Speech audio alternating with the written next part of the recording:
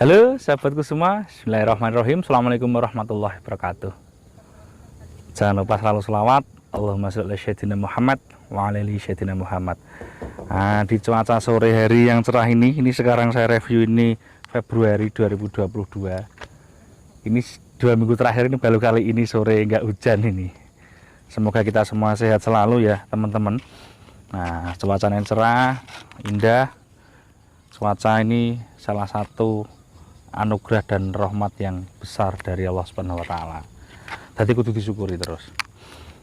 Oke, sahabat semua, ini saya mau bikin review karena banyak permintaan tentang Corolla Altis. Corolla Altis ini merupakan Corolla generasi ke-9. Jadi mulai yang Corolla kecil dulu itu, kemudian tahun 70 ada Corolla bungkuk, 73 bungkuk sing rodok miring iku ya. Corolla ke 70 atau apa namanya, ke KE berapa itu, sampai SE apa DX yang legendaris. Itu penggerak di belakang. Terus kemudian Corolla GL penggerak depan, SE, Twin Cam, Grid, All New Corolla. Terus kemudian all new yang 18, dan di tahun 2000-an keluar yang namanya Corolla Altis. Nah, ini di tahun 2000-an ya, jadi 2000 ke atas. Ini Corolla Altis.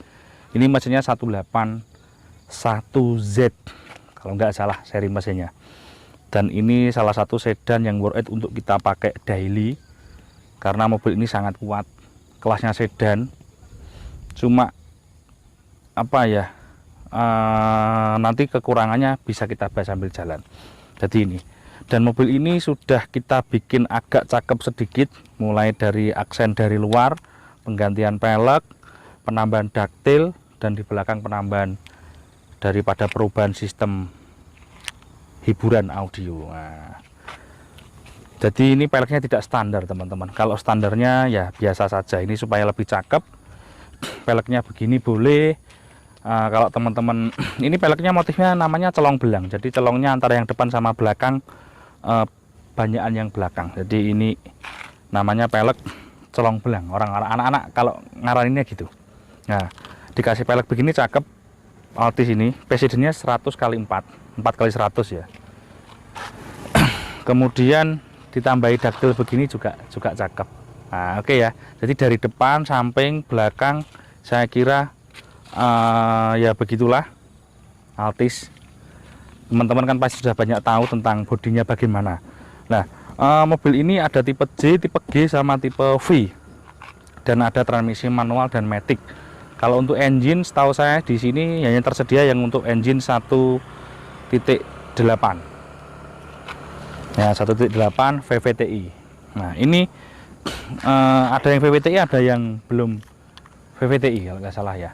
Nah, terus kemudian lampu-lampu ini ya seperti biasa Toyota. Dia kalau kita lihat di detail gini, mereknya biasanya Koito.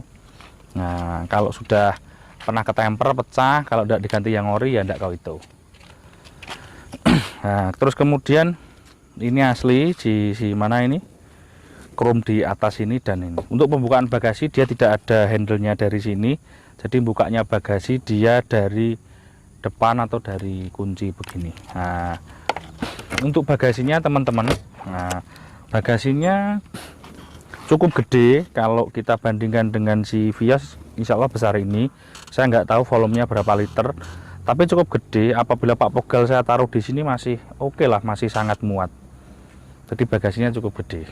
Nah, begini konfigurasinya. Nah, untuk cat ini minusnya untuk si Altis ini kan mobilnya termasuk trim yang tengah-tengah ya, di kelasnya Toyota, tapi tidak tahu ya, dalamnya ini masih cat primer, cat dasar. Ini termasuk di kap mesin itu dalamnya ini catnya dasar, tidak dicat sewarna bodi di luar.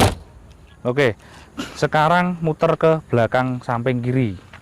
Nah, jadi kalau ini velg sudah kita rubah begini itu semakin cakep. Central lock pasti, ABS ya oke, dan spionnya ini sudah electric retract dan electric mirror. Nah, teman-teman nanti banyak perbandingan lebih oke mana antara si Altis atau si Vios. Nah, itu relatif. Nah, untuk Karena harganya juga tidak selisih banyak sama yang asli Vios ya, bukan yang Limo ya. Tapi kenyamanannya sebetulnya sih selisih antara Altis sama Vios, tetap nyaman si Altis, tapi ya nggak selisih banyak kalau menurut saya ya. Rasa berkendaranya ada kasar-kasarnya gitu, nanti tak jelaskan di dalam. Nah, untuk interior Altis G banyak aksen kayu. Kemudian di dashboard ini banyak aksen kayu juga, dan dashboardnya ini yang saya senang dari sebuah Altis. Dia yang pertama sepedonya normal ada di sini, jadi tidak offset pemandangan kita. Setirnya palang 4, jadi tidak kayak kita bawa kijang kapsul. Karena di Vios kan setirnya palang 3. Kemudian tape-nya dan AC-nya itu ada di tengah, dan kisi-kisi AC-nya yang saya suka, dia relatif kuat, yang mana tidak gampang patah. Nah, cuma yang gampang oblak di sini mesti tombol AC ini rata-rata juga oblak atau keras, mengeras dia, jadi tombolnya malah ulet menurut ya, malah atau tidak enak. Terus ini mesti oblak, termasuk ini bukaan ini. Nah, ini mesti oblak gitu. Kalau yang konsol tengah ini bagus, oke. Cuma ya kecil dia seperti Vios. Kalau yang mau lebih enak lagi, konsol tengahnya beli Camry aja, ya, itu lebih enak. Nah, untuk transmisi matic nanti tak jelaskan sambil jalan ya. Nah, kemudian sisi belakang ini yang saya suka dari Altis. Untuk jok belakangnya ini juga cukup nyaman, dan ini ada handrest, ini ada cup holder di sini. Jadi cup holder ini lumayan teman-teman, ada di sini sama di depan. Nah, untuk di pintu tidak ada. Nah, untuk mobil memang tahun segini tidak tahu kok, semuanya door trimnya nggak ada cup holder, mesti cuma pocket aja, dan back pocketnya di belakang jok ini juga ada. Oke, jadi duduk di dalam, di interiornya cukup enak. Cuma yang ganggu nih teman-teman, mobil ini ada gundukan nih. Nah, enggak tahu gundukan ini untuk apa, untuk jalur knalpot atau jalur gardan, karena mobil ini kan penggerak depan, tapi ada gundukannya kayak mobil berpenggerak belakang. Nah, tadi saya lupa nyebutkan mobil ini untuk interior electric mirror sudah ya. Untuk ini namanya apa, penambahan di audio, bikin pilar untuk Twitter dan middle, dan penggantian tip yang untuk mengikuti masa kini ya, tipnya deckless. Oke, sekarang kita buka kap mesin ini.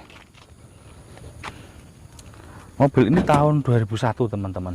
Nah, untuk nilai pajaknya itu 2 juta lebih. Nah, ini yang berbeda dari si Vios. Mobil ini pajaknya sekitar 500 ribuan lebih mahal daripada si Vios. Nah, kalau di Jawa Timur mobil ini mendekati 3 pajaknya, non progresif. Ini dari sisi pajak dia lebih mahal si Altis. Vios yang asli ya, asli Vios ya. Kalau si Limo lebih murah lagi. Nah, jadi dan Altis ini mesinnya belum VVTi. Nah, terus teman-teman nanti tanya apakah boros mesinnya. Dan mobil ini untuk konsumsi bahan bakarnya sangat mengejutkan buat saya. Mobil ini torsinya besar, tenaganya gak entek-entek, di transmisinya enak. Terus engine-nya ini agak mengejutkan hasil konsumsi bahan bakarnya. Mobil ini tidak jauh berbeda dari saya nyoba Vios, dan bahan bakarnya kalau tidak salah ketemu 13 lebih per kilometer ya. Average ya, kita pakai tol, kota, desa, jalan ruwet, jalan munggah, jalan macet, itu average-nya saya pernah ngetes, tapi tidak mobil ini, artinya mobil sebelum ini yang lain saya pernah ngetes, itu ketemu average-nya di angka sebagus itu dengan mesin torsi sebesar ini ya. Nah, dan artinya mobil ini hebat dari sisi efisiensi. Kalau sisi perawatan saya bilang murah, enggak ya, sama kayak mobil yang lain. Kalau spare part, kalau yang ori mahal, terutama nanti kalau ganti di komponen, misalnya selang komponen misalnya ya komponen selang power steering atau apa, itu memang agak relatif mahal yang original. Nah, cuma Toyota di sekitar tempat saya, khususnya Corolla, sini untuk part KW-nya juga lumayan banyak tersedia di pasaran. Jadi untuk partnya itu mudah banget, dari zaman beli part baru ori, part baru KW ataupun part copotan, jadi part rebuild. Jadi part copotan limbah-limbah dari luar, sensor-sensor itu juga sangat banyak dan sangat mudah. Oke ya. Cuma untuk engine swap mobil ini sedikit saya cerita, biasanya untuk mobil-mobil tua itu, bukan mobil tua maksudnya bukan ini, yang mobil-mobil tahun 80-an itu kan sekarang pada anak-anak pada di swap engine ya. Nggak tahu kok jarang pakai mesinnya Altis, mesti pakai mesinnya Corolla yang Grid Corolla ya. Mesin apa itu namanya? Mesin apa Kak? Corolla itu seri ini Pak, 4 AGE. 4 Opol. Nah, 4 apa ya? 4 AG kalau nggak salah. Itu pakai mesinnya Grid Corolla yang 16. Banyakan teman-teman di sini anak otomotif itu swap engine-nya mobil sedan yang lama itu pakai mesinnya Grid Corolla. Kok enggak pakai swap engine-nya Altis. Padahal untuk rebuild swap ini sudah mulai banyak loh. Mesinnya ini. Oke ya, untuk transmisi Matic dia cukup kuat tapi memang agak relatif kasar. Agak jendal gitu. Menurut saya agak relatif kasar, tidak semut. Tapi ya untuk di tahun zaman ini, di zamannya mobil ini, transmisi begitu sudah cukup baik. Tapi greget, isi terus, tenaganya isi terus. Dia greget, tenaganya isi terus. Nah, jadi untuk spare part tadi sudah saya jelaskan, apalagi ya torsi, saya tidak tahu ini berapa HP, tapi yang pasti untuk wilayah di jalan di Pulau Jawa sini ataupun di jalan tol Pulau Jawa ini butuh nyali yang besar untuk memaksa mobil ini sampai red RPM. Nah, artinya mobil ini tenaganya cukup baik. Jadi kalau nyalinya ndak besar, nyalinya ukur-ukur koyo aku ini lah nyalinya nggak besar, ngepolne RPM, ngepolne gasnya nggak berani. Nah, sampai kita injak sampai red line RPM di tol sini pun saya nggak berani. Jadi tenaganya sudah lebih dari cukup. Dan kalau yang manual pelek ring 17 ini sama gas di tempat bisa spin bannya. Kalau yang Matic agak sulit untuk spin. Nah, dan peleknya mobil ini sudah lumayan cakep ya teman-teman ya. Oke, sebentar ya. Dan tadi saya lupa, mobil ini ABS loh ya. Enggak tahu tadi sudah saya sebutkan apa belum. Mobilnya ada sudah ABS, sudah airbag. Tapi jangan berharap airbagnya yang depan itu masih fungsi, karena airbag itu tahun segini ya sudah kadaluarsa mungkin ya. Jadi ya jangan pede-pede amat. Tapi makanya kita setiap mau jalan harus doa, bismillah, sholawat, ben gak terjadi laka. Kalaupun toh laka, awak dhisik selamat. Bejo. Nah, selamat itu kok bejo juga. Selain dari faktor keselamatan, bejo itu penting. Gitu ya. Makanya bismillah, sholawat mau. Oke teman-teman, saya kira sudah cukup. Ayo kita coba test drive mobilnya. Seperti apa rasa Matic. Oke, kita coba jalan teman-teman. Sebelum jalan tetap tadi bismillah. P, R, dek langsung masuk 1 detik. N, D langsung masuk 1 sampai 2 detik. Teman-teman kalau dapat Matic, nah ini langsung masuk ya. Nah, oke. Kalau dapat mobil Matic tahunnya sudah di atas 10 tahun, itu delay di atas 1 detik itu enggak apa-apa. Yang penting enggak di atas 3 detik. Nah, kalau di atas 3 detik dicek berarti ada seal yang lemah atau memang uli transmisinya kurang. Gitu ya. Oke, sekarang kita coba jalan. Nah, sekarang bahas transmisi Matic. Transmisi Matic itu kalau teman-teman dapat mobil sudah umur katakan 10 tahun ke atas ya, berarti umur mobil 2010 ke bawah, itu sebaiknya ketika dapat diganti uli Maticnya, namanya flashing. Jadi penggantiannya namanya flashing, yaitu turun ulinya dibuang dengan alat penyedot dan pendorong. Intinya gitu, di flashing. Itu kalau misalnya di Toyota itu uli Maticnya misalnya tipenya yang T4 misalnya, nah itu 1 liternya saya kurang tahu harganya, tapi yang pasti tidak sampai 100.000, kayaknya sekitar 70 ribuan lah. Nah nanti uli Matic itu diganti kurang lebihnya kalau flashing itu membutuhkan di atas 6 liter, yang pasti di atas 6 liter kayaknya. Kalau sampai 10 liter nggak sampai, jadi sama jasa flashing kurang lebih kita akan mengeluarkan uang kurang lebihnya 700 ribuan lah, naik turunnya di angka itu. Itu kita lakukan sebaiknya 30.000 kilo lah, kurang lebihnya di sekitar situ. Teman-teman, untuk jalan 30.000 kilo itu rata-rata mobil kalau kita pakai pribadi, nggak pakai ngojek ya, itu nggak pakai kerja jarak jauh, nggak pakai untuk di istilah dikomersilkan, itu 30.000 itu bisa hampir 2 tahun. Nah, artinya anggap aja 2 tahun sekali teman-teman flashing uli transmisi untuk menjaga kesehatan metiknya. Kemudian kalau mau ngecek mobil, saya sudah pernah lihat dulu kalau uli metiknya disunduk, dibauk. Kalau bauknya dia gosong ya berarti kampasnya sudah aus. Kalau kampasnya aus gimana ya, enggak apa-apa, ganti kampas. Ganti kampas itu. Tapi untuk tulis metik ya, untuk metik, mobil metik itu kalau ganti kampas bisa di atas 300.000 kilo. Biasa nih, ini pengalaman saya tentang Innova. Innova itu 2005-an itu kan rata-rata kilometernya 300.000. Nah, umumnya sih segitu. Saya kalau dapat itu biasanya 350.000 sudah mulai agak lemot. Ya tetap mobilnya sudah masih jalan oke, cuma sudah mulai agak lemot. Nah, saya pernah nurunkan ganti kampas dan kawan-kawan itu sama jasanya nggak sampai 10 kok. Saya pernah nurunkan itu sama jasa kerjanya. Nah, bisa dicek harga kampas metik itu sekitar berapa, sekitar mungkin 3 jutaan. Kemudian sealnya berapa, seal itu harus ganti. Sealnya kan paling sekitar ya anggap aja 2 lah, 2 juta.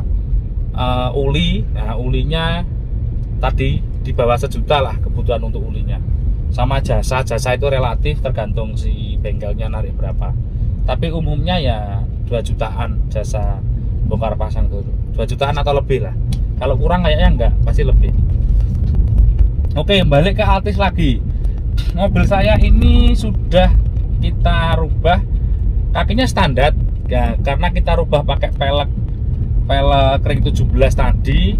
Agak ada kialnya sedikit, tapi masih safety lah, masih kita ukur masih safety untuk kecepatan di atas 100-an lah ya, atau di jalan perkotaan masih safety lah. Tapi kalau dipakai masuk pelosok ya ndak safety.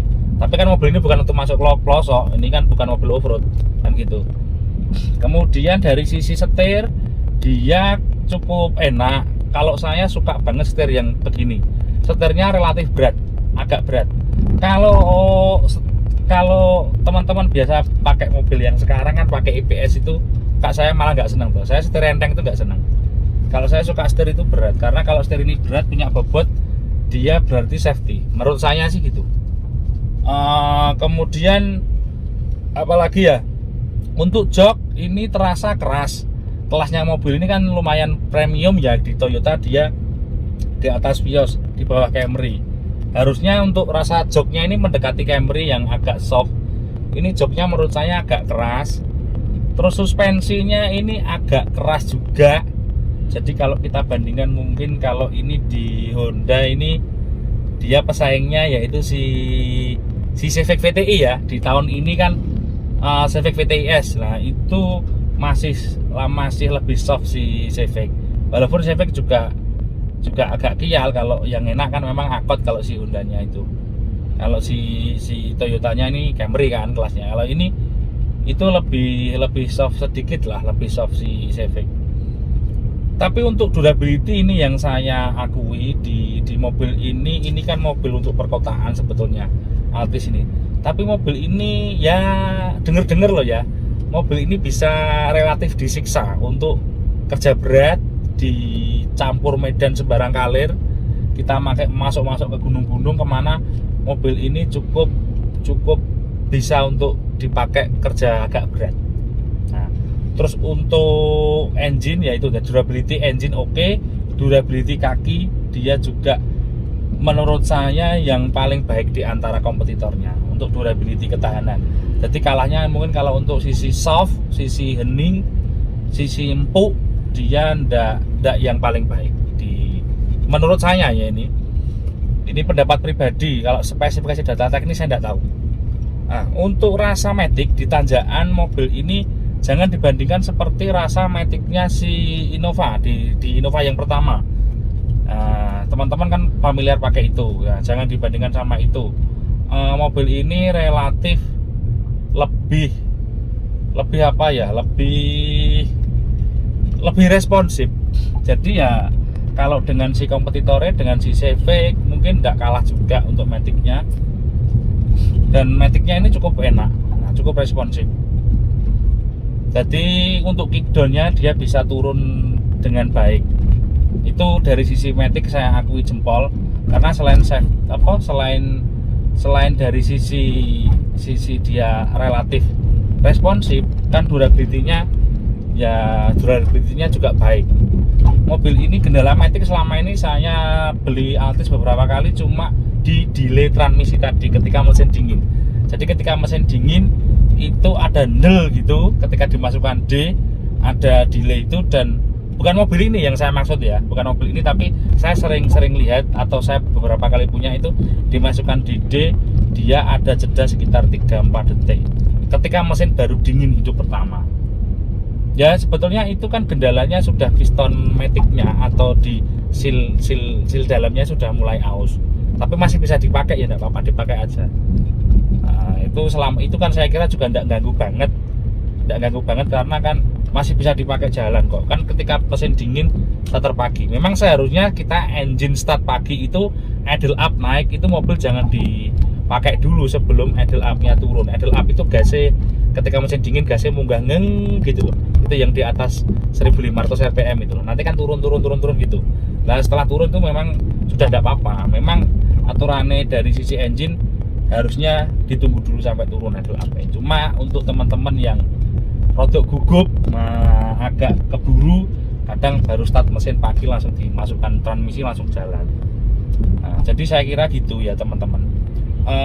Overall yang lain tidak bisa banyak saya ceritakan. Intinya mobil ini cocok dan masih worth it untuk dibeli. Tidak hanya mobil ini, tapi artinya di tempat-tempat lain juga banyak yang jual Altis toh. Tapi intinya dicek. Nah, cuma kebetulan mobil yang saya jual ini sudah ada beberapa penambahan seperti di tape audionya tadi, terus ada penambahan eksterior di luar, ya sedikit-sedikit tapi bisa membuat cantik gitu loh ya. Oke, saya kira gitu ya teman-temanku semua, mudah-mudahan ini bermanfaat. Jangan lupa like, subscribe, komen yang sopan, ojo lali bismillah. Dan pesan saya pada sore hari ini, jangan lupa pada orang tuamu ya, yang sekarang lagi merantau, yang lagi kemana, ayo mari nutup video ini langsung mak di video call. Halo mama, apa mana sing lagi tukaran karo moro tua ya, lang apian, lang islah, lang apian. Kok nggak enak urip koyo ngono. Oke, terima kasih. Assalamualaikum warahmatullahi wabarakatuh.